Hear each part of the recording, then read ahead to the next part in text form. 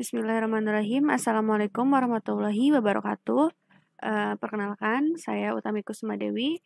Kesempatan kali ini saya ingin mempresentasikan hasil implementasi menggunakan model Restricted Boltzmann Machine atau yang sering disebut sebagai RBM.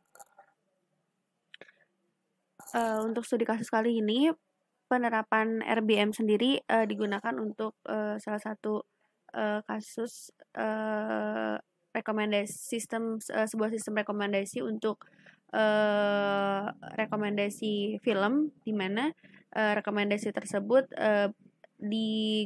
menggunakan atau berdasarkan dari rating penonton terhadap film tersebut.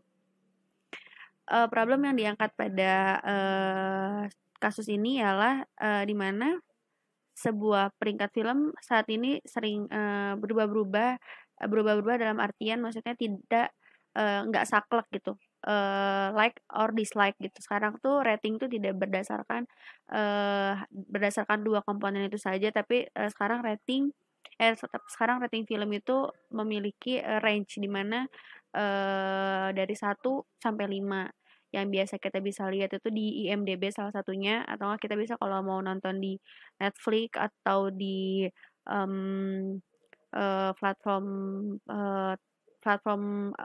nonton film lainnya itu kadang suka memunculkan rating untuk apa ya, untuk merekomendasikan kita film mana yang cocok untuk kita tonton hari itu gitu, seperti itu. Dan yang sudah pasti goal atau dari tujuan ini adalah untuk memberikan rekomendasi yang tepat, merekomendasikan film yang tepat untuk usernya itu sendiri. Oke, baik. Di sini untuk sistem rekomendasi yang digunakan, model yang digunakan adalah menggunakan Restricted Boltzmann Machine atau RBM. Dan ini sedikit singkat atau sekilas penjelasan mengenai RBM itu sendiri, di mana RBM itu adalah varian dari Boltzmann Machine dan special class dari Boltzmann Machine itu sendiri, dan di mana RBM itu dibatasi dalam koneksi antara unit visible dan hidden, itu terlihat atau tersembunyi. Dan di sini ada gambaran mengenai arsitektur RBM itu sendiri, di mana dari gambar ini sendiri terlihat bahwa tidak memiliki output layer, dan keterhubungan dari antar node itu sendiri saling nyambung ya, saling terhubung seperti itu. Oke, baik. Selanjutnya dataset ya. Dataset yang digunakan pada penelitian pada studi kasus kali ini ialah sesuai dengan contoh kasus yang diangkat, yaitu menggunakan data movie review yang diambil dari Group Lens, di mana data ini memiliki 3 fitur, yaitu data film, data user, dan data rating. Data film sendiri di sini menjelaskan terdiri dari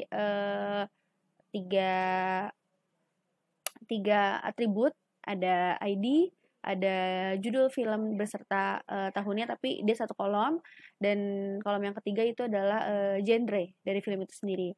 Yang kedua di sini ada data user. Data usernya terdapat jenis kelamin, gender, maksudnya ya jenis kelamin itu gender, usia, profesi, ya. Dan yang ketiga di sini ada rating, di mana ratingnya ini rating dari film, rating film yang dirating oleh user, maksudnya seperti itu. Oke. Ada movie ID, ada user ID, dan timestamp. Oke. Selanjutnya di sini ada tahap-tahap dari pengimplementasian. Detailnya akan saya jelaskan di bagian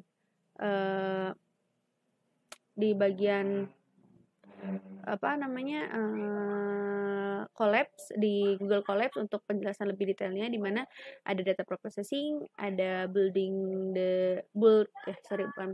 the RBM, ada first step, reconstruction, learning step, constructive version, training, and testing. Untuk sebenarnya dari kesimpulan dari dari sekian banyak proses yang telah dilakukan dari RBM ini bahwa nilai loss dari model tersebut ialah sebesar 0,256, di mana sebetulnya dengan menggunakan salah satu untuk mengetahui seberapa bagus atau seberapa baik model yang digunakan, salah satunya menggunakan nilai loss, dengan menggunakan nilai loss gitu kan, loss test gitu. Semakin kecil nilai loss test yang didapat, maka memiliki arti semakin baik juga gitu. Tetapi dalam penelitian ini saya tidak dapat menyimpulkan bahwa model tersebut cukup baik atau tidak baik, karena diperlukannya pembanding model yang lain untuk mengetahui bahwa mana nilai loss yang paling kecil. Oke, selanjutnya untuk memperjelas dari detail untuk menjelaskan lebih detail mengenai implementasi, saya akan memindahkan ke bagian Google Colabs.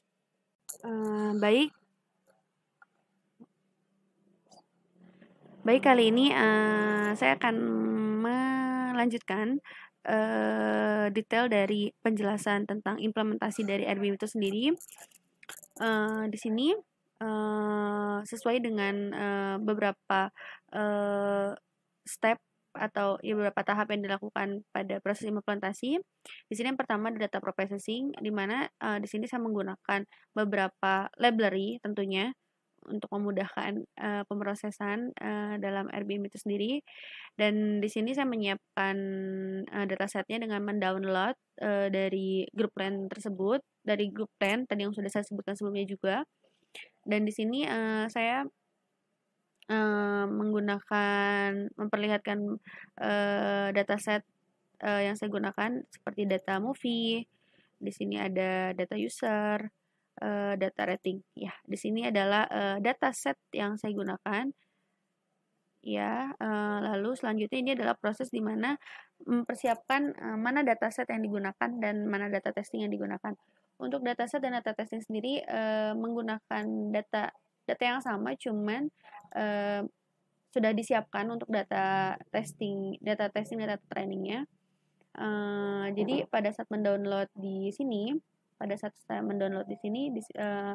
setelah disediakan mana yang digunakan sebagai data testing dan mana yang digunakan sebagai data training. Selanjutnya di sini adalah proses untuk mengambil nilai dari kedua data tersebut. Selanjutnya di sini adalah untuk proses mengconvert data, mentranspos lebih tepatnya untuk menjadi sebuah mana bagian kolom untuk data user dan bagian row itu digunakan data user dan data film digunakan sebagai data kolom. Dan jika kita lihat seperti ini penggambaran dari yang telah di-convert dari data training dan data testing. Nah, selanjutnya ini adalah bagian dimana untuk membuat dari cara kerja dari si RBM itu sendiri. Di sini ada proses untuk mengconvert, di mana mengconvert rating yang dimana tadi sudah disebutkan bahwa ada beberapa film yang memang belum di rating, itu dengan keterangan jika memang ada film yang belum di rating akan dirubah menjadi -1, dan bagi yang di rating 2 dan 1 akan jadi 0, dan di atas 3 akan menjadi 1. Di sini proses ini adalah mengconvert di mana untuk mengubah penilaian rating itu menjadi sebuah binary klasifikasi seperti itu. Ya, ini di sini contohnya sudah diperlihatkan bahwa cukup banyak data yang belum di rating. Nah, di sini adalah proses dari proses di RBM itu sendiri, di mana di sini adalah untuk proses pembobotan. Ya, proses untuk pembobotan. Ini adalah proses untuk dari visible to hidden. Dan yang di sini adalah proses untuk dari hidden to visible, dan di sini adalah untuk mengupdate. Dimana di sini adalah biasa kita sebut juga sebagai forward pass, dan di sini adalah sebagai backward atau reconstruction pass seperti itu. Di sini untuk mengupdate bobot dan bias seperti itu. Dan di sini kita, karena di sini dari sebuah objek, langsung kita panggil di sini untuk menjalankan RBM-nya. Dan selanjutnya di sini ada proses training dan proses testingnya. Proses training di sini kita hanya menggunakan 10 epoch. Sebenarnya kita sudah mencoba dengan sampai 50, tapi nilai yang dihasilkan dari nilai loss sendiri tidak begitu terlalu jauh. Jadi sehingga kita coba dengan 10 saja, dan yang dihasilkan di sini adalah 0,256. Seperti itu, yang dimana nilai tes loss di sini sudah disebutkan juga sebelumnya bahwa menunjukkan seberapa bagus atau seberapa baiknya model yang dibangun seperti itu. Oke,